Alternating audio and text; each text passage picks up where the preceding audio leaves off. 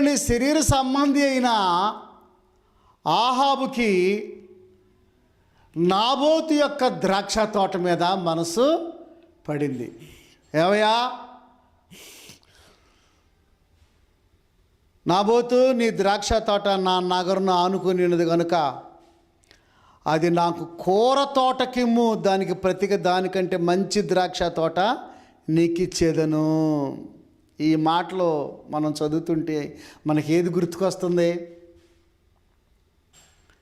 ప్రియులరా, నాకు మొక్కిని ఎడల ఈ లోక రాజ్యాలన్నీ నేను నీకు ఇస్తా. సాతానుడు యేసు ప్రభుతో ఈ మాటలు మాట్లాడుతూ ఉన్నాడు. లోకా సువార్త 4వ అధ్యాయము 7వ వచనంలో, నువ్వు నాకు మొక్కిని ఎడల ఈ లోక రాజ్యాలన్నీ నీకు ఇచ్చేస్తా.